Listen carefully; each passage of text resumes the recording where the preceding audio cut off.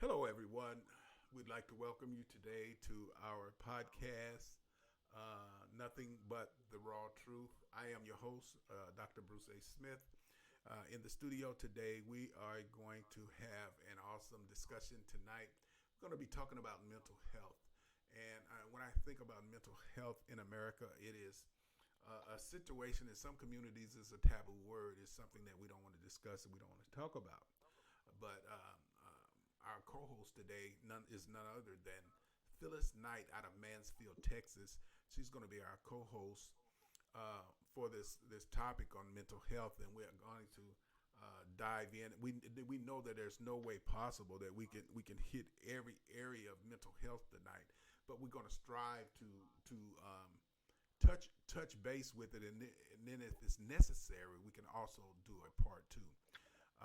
But Phyllis, we want to welcome you to the show tonight. And is there anything that you would like to say to open us up as we prepare to discuss this topic, mental illness, mental health in America? Well, I just want to tell you, thank you for inviting me on the podcast tonight. It's been a minute since we've been on, and so I'm excited to get back on the air and have some discussions about mental illness, mental health, mental breakdowns. There's a difference between mental illness and mental breakdowns. Correct. So a lot of times people are suffering from mental illness, and that's things like depression, anxiety disorders, schizophrenia, eating disorders, and addictive behaviors are all considered part of mental illness. But then there's on the other spectrum, you have mental breakdown, where a lot of times, you know, we called it back in the day. We say a nervous breakdown. A person Right. have a nervous breakdown. Nervous breakdowns or mental breakdowns, Mm-hmm. is oftentimes because of a lot of stresses that we deal with in our lives that causes us sometimes to have what we call a mental breakdown or a nervous breakdown is what we, formally or most commonly Mm-hmm. call it um, a nervous breakdown. Yes. So, Yeah, it is. Growing up, that's what we heard, which was so many times it was far from the truth of what actually was going on. But that at that point in time in our lives, in life, a lot of things was not known as they are today. It's so many things that when you look at our mental health and our mental problems that we face, the things that it causes, you know, our mental health it's actually a fragile part of us. It's so many things that could actually cause us to have mental situations or mental anxiety. I know for myself, as I look at myself and I used to have panic attacks, and it just and that was coming from anxiety, and those could have gotten out of hand and caused a situation in my life to where I could have started to have, as we used to say, a mental breakdown. But one thing that I learned how to cope with that, I went to a therapist, and this therapist helped me to get an understanding, get a grip on my situation, taught me how to cope with the situations. And some things you can do that. Some things not. Sometimes people have to have medication. Sometimes it's just so many different. When you look at our mental health, our mental illness, there's so many different things that they have to look at to get an understanding. Uh, in a person's life, because the situation is an individual situation. It's not not just one thing fits all. Everybody's situation is totally different. right, right, you're right. I also suffer from anxiety attacks or panic attacks. Mine came after I was discharged from the military and Mm-hmm. moved to Los Angeles. I grew up in a small town in Michigan, and I wasn't accustomed to living in such a big city. and just the very, you know, me just getting on the freeway, Mm-hmm. driving back and forth on the freeway caused some anxiety, but it wasn't the root cause. The root cause was me being discharged from the military, me and my husband having to live with his parents, and things like that. And so I was overwhelmed with a lot of stress and fears and anxiety and stuff like that, and living in a big city. And I had no other family there Right. except for my husband's family. So, um, I end up having anxiety, anxiety attacks or panic attacks. And when people have anxiety attacks, a lot of times you have a lot of tension. Sometimes you can feel like you even choke and feel like your heart Right. is beating so hard. You feel like you're having a heart attack. A lot of times people don't even realize what's going on with them, but that's an anxiety attack. I never knew what it was or had a name for it until Mm-hmm. one day I happened to be watching TV, and they had it was on the news, and they had a episode where they was talking about panic attacks, and when they described it, I was like, wow, that's me.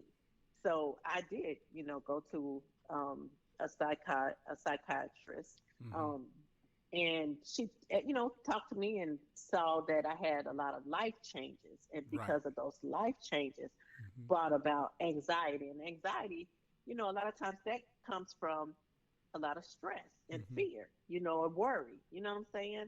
And so a lot of times, back in the day when we were growing up, people, we thought ourselves as being, oh, she's crazy or that Mm-hmm. person's crazy.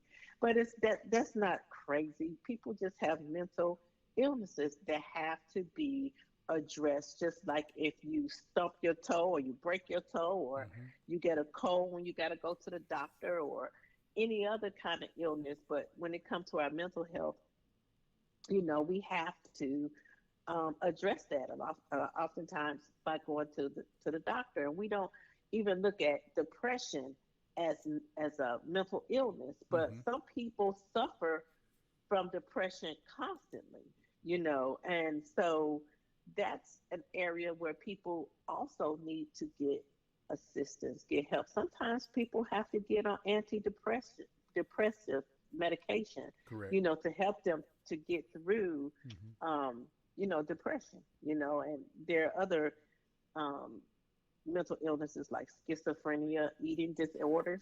People don't look at eating disorders as a mental illness, but it's a form of mental illness also. Right. So even addictive behaviors like gambling and sex addictions and things like that, those are other forms of mental illnesses. Yeah, and when you think about, there's just so many different directions you can go with that. Right. When I think about, at that point when I found out that I had cancer, that caused some extreme, what I call extreme mental anxiety, mental stress. Hmm. It had me to the point to where I did not go know whether I was going or coming, didn't know what to do, didn't know how to deal with it or cope with it. And then it seemed like the people that you were around, you would get. It seemed like you was always. And I can't say you. I say me. I was always angry Hmm. about my situation because it was something I didn't know how to deal with, didn't know how to cope with, and there for a while I did not know how to get help. But Hmm. luckily, being that I had my radiation treatments for my cancer, when I had it, I was I'm a veteran, and I had went to the VA, and the VA.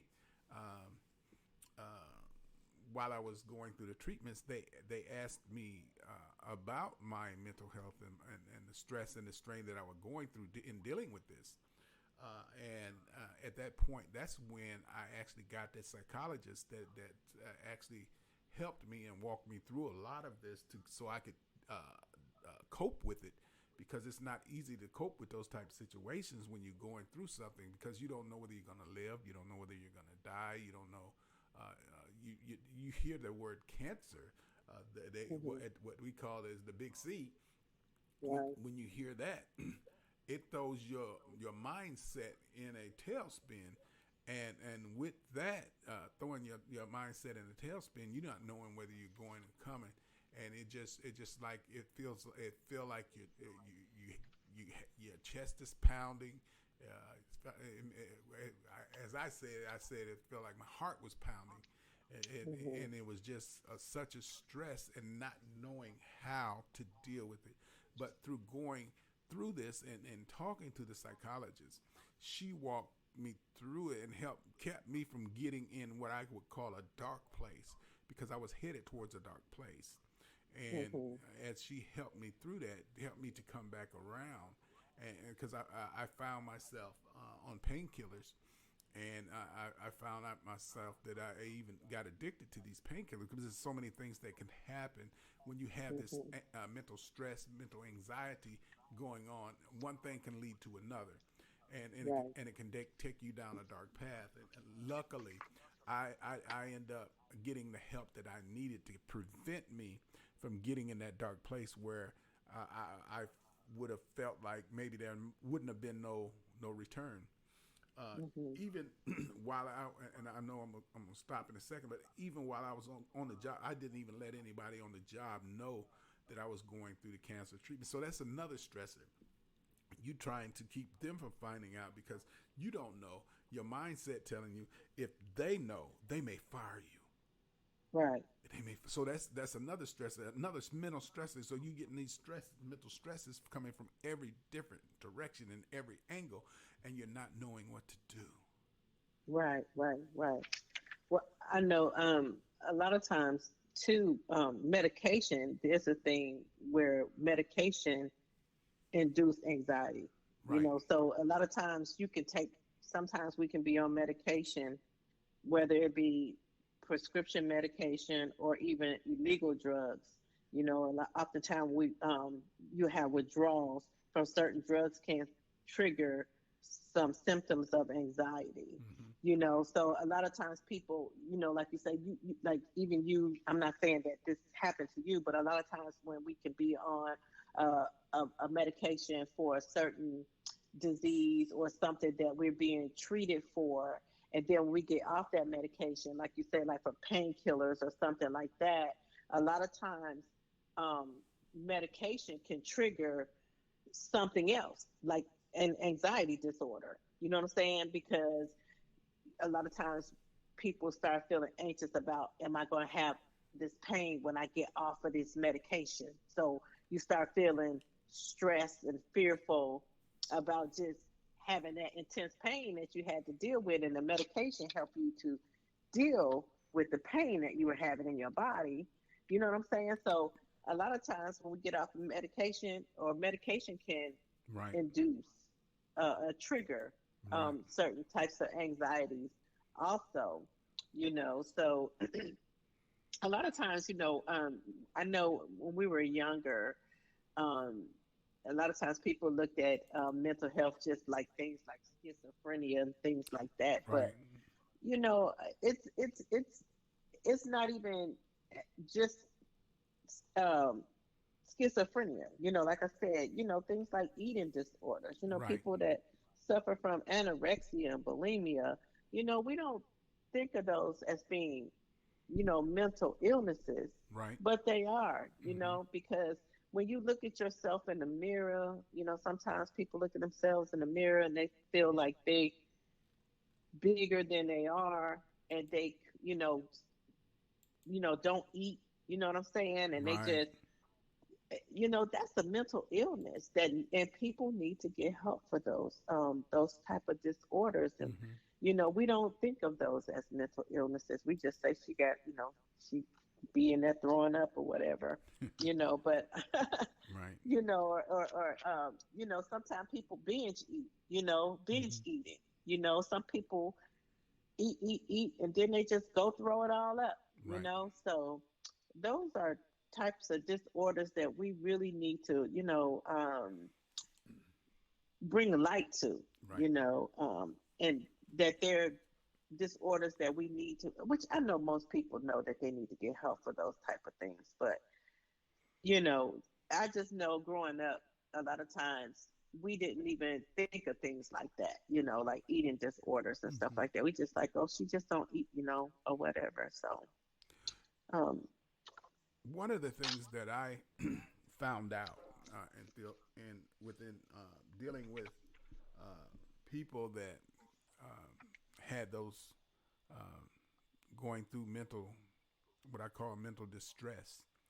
mhm, Uh, a lot of time they don't think they're going through anything. They think it's normal because it's something that they've been dealing with for so long, and right, so they don't know what normal is. So that is their norm, and right, that's so right. so, it's hard to convince some people sometimes to get the help that they need in order to to help them to get into a what I call a mental safe place, Mhm, because they've been in this place for so long, or if they've been prescribed some medication and they get to feeling what I better. call feeling better, or feeling what they call right. They Mhm, feel that they don't need it no more and they get off of it. And sometimes when that person gets off of it, it takes them to a dark place quick. Um, mhm, so they don't even realize they've gotten there, but they remember how that medication helped them to get to feel normal. So they don't want to get back on it, mhm, and it can cause some serious situations. I'm reminded of dealing with some people that I knew that were close to me that went through these type of things, and it wasn't always easy to convince them to take the medication. They would always say, "I don't need it no more. I'm better," and right, sometimes we can get to a point and get better to where we don't need the medication if we're on it. But I believe it's not just the medication that we need help with, but we need to have the counseling that we need to help us to get into that better place. right, And when we get into that better place, that I believe that doctor, that psychologist or psychiatrist can help us to take the minimum amount of medication or to get off of it, because it's not always a permanent thing. Sometimes it's there for that period of time, and we get that help, and it teaches us how to cope with life on certain situations, and we don't need it no more. So right. when I look at going through the situation with the cancer, uh, the, the doctor helped me to work through it, because I was headed down, I was spiraling because I was nervous, didn't know what to do. I said, okay, am I going to make it through this? My dad died at 59. Am I going to die before then? Just so many things start to come at us at different angles and different directions, and you don't know Mhm, what to do. So it's good to have that, to get that help, to seek that help out. And if one of the things I found that sometimes we're afraid to go to our, whether it's a friend or loved one, to go to them and tell them maybe you need some help, because mhm, we're afraid of what they're gonna say, what they're gonna think of us, whether they're gonna turn their back on us, and we don't want to offend them. But if we don't say nothing, they could end up in going down a road, what I call a road of that could end up in a road of no return.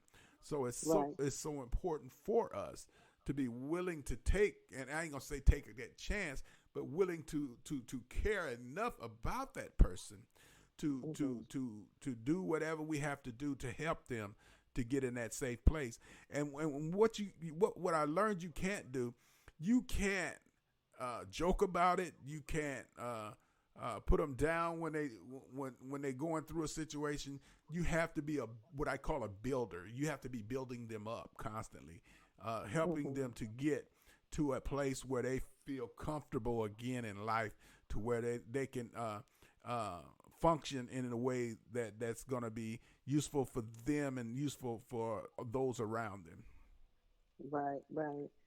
You're exactly right, and It's just like when a person is having a mental breakdown or a nervous breakdown. You know, a lot of times, sometimes people don't even realize that they're at that place. Right. Because like you said, we a lot of times we deal with our what their symptoms, but we don't recognize them as symptoms. Mm-hmm. Like we have problems sleeping, we have insomnia.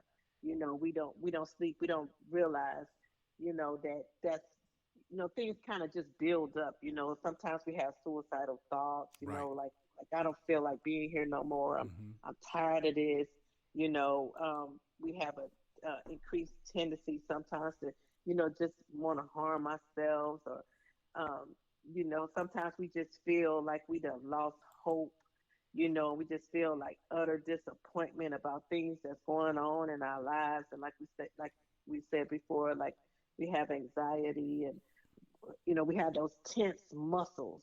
We feel shaky and dizzy. We don't realize that those are symptoms of mental, breakdown, because we just deal with life. We feel like I'm okay and stuff like that. But those are symptoms of mental nervous breakdown, Mm-hmm. because, a lot of times we have nervous breakdowns or, um, you know, mental breakdowns because we have different things that has happened in our life, like we got a divorce or Mm-hmm. we lost a loved one. And right now with this, we still dealing with this pandemic. Mm-hmm. A lot of times people are still, you know, are nervous about traveling. Mm-hmm. Some people, a lot of people are traveling now, but we still have a lot of people that is nervous about that. You got people that work in the healthcare, industry. I happen to have a son that works in the healthcare industry, and it's taking a toll, on him, and he have Mm-hmm. to mind his mental health, Right. because otherwise even he can have a nervous breakdown. There's so Mm-hmm. many nurses and doctors that are quitting the field, Right. being nurses and stuff like that because they're having a mental breakdown, Mm-hmm. from just the daily task of dealing with patients that are sick, Mm-hmm. and so, we have to mind our mental health, and we have to recognize the signs and the symptoms even when we having a nervous breakdown, because like I said, a nervous breakdown is a little bit different from having uh, mental illness. You Mm-hmm. know what I'm saying? So, but it's still a mental health issue that we have to get help for. A lot of times, like you said, we need counseling, we might need medication, we might need Mm-hmm. to just talk to a family member or a friend, Mm-hmm. and get the help that we need because, we got family that's counting on us. You know what I'm saying? And sometimes we just got to step aside, take a break, you know what I'm saying? Go for a walk. I know myself, sometimes I feel like I have a mental breakdown myself with dealing with my grandchildren, you know what I'm saying? When they're here all the time and they're always, calling on me to do something for them. Sometimes I just have to say, I'll be back. I want to take me a walk, for an hour, and just getting out there taking a walk for an hour makes me feel so much better. Get You you know what some I'm me time. saying? Yes, sometimes we have to do that. You got to learn how to breathe, like maybe learn how to take deep breaths, go somewhere and just take a deep breath, Mm-hmm. and get rid of some of that stress on you because sometimes Mm-hmm. things come so quickly, and we just really have to mind our mental health. Mm-hmm. You know what I'm saying? I mean, Right. I think about going back to the Summer Olympics. Everybody was talking about Simone Biles, and initially people were saying, Right. like she was having a mental break or whatever. Right. But whether she was having a mental break or it was, she said, what was it called when they lose their sense of where they at? And I forgot what the term was Right. when they flipping or whatever. Right. But at the end of the day, she had to not worry about how she looked or what people was going to say about her, Exactly. and make sure that she took care of herself. And that's what we have to do too. We have to not worry about what somebody's going to say, what somebody's going to do, how I'm going to look to somebody else. We have to mind ourselves and get the help that we need so that we can be healthy mentally and physically. Right. One of excuse me. One of the things that as I've had to deal with people along the road or the way, as I would say it, I try to not call it a mental illness Mhm. uh, because I found that so many times people get offensive or feel offensive when you call or say that they have an illness. Sometimes if I found it's better to just say they are having a mental problem or Mhm. they're having mental distress. It's easier to accept that word sometimes than Right. it is easier to say that they have a mental illness because then Mhm. uh, they don't want to accept it or say that they're sick. So, Mhm. but if you say that they're having a mental problem, a mental challenge, a Mhm. mental distress, it's Mhm. easier for a person to uh, understand or to deal with it because you're not just saying that they're ill because Right. it's not always an illness. You know, I I didn't call mine an illness. It was I was in distress. Right. I had this stressful situation. It wasn't when I think of illness, I think of a situation to where like a sickness, but this was a distress that I just needed to learn how to cope Mhm. with the situation. And Right. and I'm just at that at this time I'm trying to talk about me, so not just saying somebody saying, well, you don't understand. Yeah, well, we all go through some types of things sometimes. So Mhm. we all have. When I first thought when I first had a panic attack, I thought I was having a heart attack. I Mhm. thought I was going to die Right. because my chest was pounding.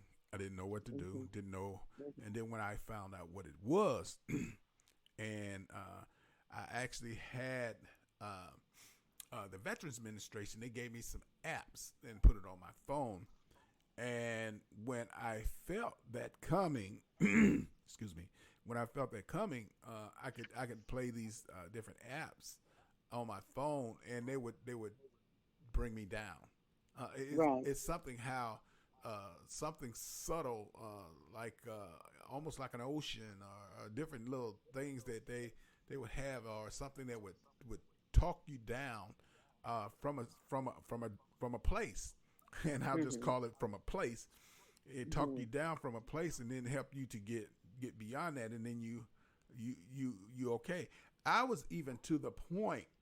I had got to the point to where I couldn't even sleep without playing one of these apps. It had to get me down to where I could even go to sleep because I was in such distress and did not know how to get beyond it because like I said, I could not sleep. But as I got honest with them and shared with them, and they was able to help me get beyond that place. And now I even keep the apps on my phone to this day in case I ever feel myself getting in a situation like that. I Right. I can always just instead of having to call someone, I can just play this because they what I call trained me on the signs to know when I'm getting panicky Anxious. or Mhm. they taught me sometimes you just be quiet and don't say Right. nothing and just Right. just sit there no matter what somebody's saying, you just be quiet and Right. and just think of things that relax you, and it'll Mhm. help bring it would and with me it would help bring me back down. So Right. it, Well, I know one of the techniques for anxiety disorder or panic attacks is, like you say, breathing. You know, mm-hmm, because a lot of times we breathing shallow, and it which make you kind of be a little more anxious. But when you learn to take those long, deep yes, breaths, it kind of help you to, Mm-hmm. like you say, become more calm. And that's the good thing about like learning yoga. When you're doing things like yoga, Mm-hmm. it helps you to learn to breathe and to relax and to stay calm and stay in a mental place. So those are some things that can help us without having to get on medication and stuff. You Right. can learn those techniques of just the deep breathing. Right. Sometimes you have to do like massage, have a massage therapy or something like that. Those things really do help to relax you and to calm you down so Mm-hmm. that you don't feel that anxiousness, and that anxiety and that worry. Right. So I know I've also used one of those type of breathing apps that help you to relax. But yeah, there are other things too that can help us, like cutting down on, alcohol or caffeine. Because believe it or not, like when you having like anxiety, for instance, Right. when you drink caffeine, because caffeine already kind of sometimes can give you, like the jitters. You know what I'm Right. saying? It, Like if you drink caffeine in the morning or something like that, mm-hmm. and you're already dealing with like anxiety and stuff, Mm-hmm. a lot of times if you just cut back on, some of the caffeine, maybe drink some tea instead, something Mm-hmm. that has less caffeine in it, that'll help with those that anxiety Exactly. also. But a lot of times we just got to get us some good sleep, learn how to, just get us a book and take our mind off of some stuff. Mm-hmm. I know one thing that helped me back in the day when I was dealing with anxiety. My doctor had told me to try like crocheting. I was like, crocheting, what that gonna do? But actually, it really did help, because you know what? I was, it got my mind off of everything else. You know what I'm saying? And I Exactly. was just sitting there crocheting, and it made me really relax. Right. It really do. So there are some things that we can do to, like get our mind off of stuff, Mm-hmm. and that's what we really have to do. We really have to take time for ourselves, because, like I said earlier, with us still dealing with the pandemic and people still want to be able to travel, and now we're dealing with this Delta variant. You know, um, some people just, they want to be able to get back to life as it Right. was. And I think it's going to be a while before we get back to life as it was. So Yeah, we I'd got to say learn so. some techniques to take care of ourselves. Right. I believe you're exactly right. Um, when I think about this pandemic situation that we're dealing with, it caused me a tremendous stress. It caused me to be in distress, dealing with it, trying to stay safe, trying to stay away from people, and ended up in a situation to where even I, as much as I tried to stay away from people, I ended up getting the virus. Hmm. Although I was asymptomatic, I did not even know I had it. But Right. when my wife got tested and she came up negative on the rapid test, she came up negative. I came up positive. Mm. She having effects. I'm having none. So, Mm. and then it was until they finished the regular test to where we found out that she had it. And because she was telling me when she found out I had it and hers came up negative, she was telling me to stay away from her. She Right. was saying, "Stay away from me, stay away from me." And Hmm. come to find out that I think it was that Sunday we found out that she actually had it. and then you know how you want to throw the joke back. What you talking about? Stay away from me. You got it too. Right. So it don't do no good to stay away from neither one of us. We both got it now. So, Right. uh, Right. Right. but I thank God we were able to get through that. And I don't tell nobody else what to do. But I Hmm. tell you, for me in my house, we got Right. vaccinated. Right. Right. Right. And when I can get that booster, I'm getting it. I'm Right. get every booster I can because I don't want to be in that situation no more. So Right. I never want to have to be in deal with being locked, basically what I call locked in a room or locked in the Mhm. house and can't go and can't do so, and it causes issues with your body because you can't get the exercise, you can't move like you should. So it can cause leg problems, hip problems, all kinds of problems. Think about being still for 10 days, not being able to go around people and do nothing. Right. It can cause you issues and cause you not only physical but mental issues. So it's Mhm. just so much that we as human beings are coping with right now.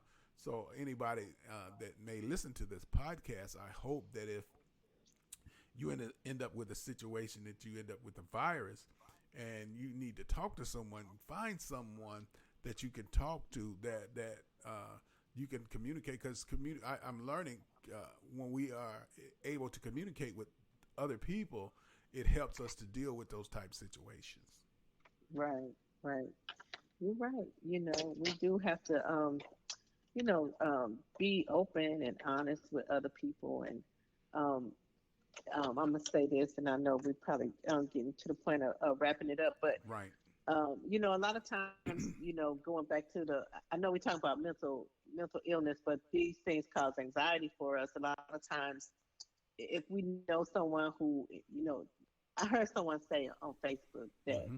COVID is not, it's not a secret. You know what I'm saying? Like we treat it like a secret. So it's like you go over a family member's house, you've been exposed. Right. Tell your family, you know what I'm Right. saying? Because that causes a lot of stress and anxiety Right. on other people. Mm-hmm. And then if you show up to the house and knowing that you've been exposed and you don't share that with other people, and then they find out later, oh, that person came to my house and they had COVID, now they dealing with the stress, or am I going to get it? You know what I'm saying? So Exactly.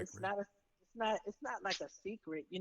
We're helping each other by letting each other know what's going on in our lives and stuff like that. But this pandemic has caused so much mental stress on a lot of people, Mm-hmm. and especially the healthcare workers.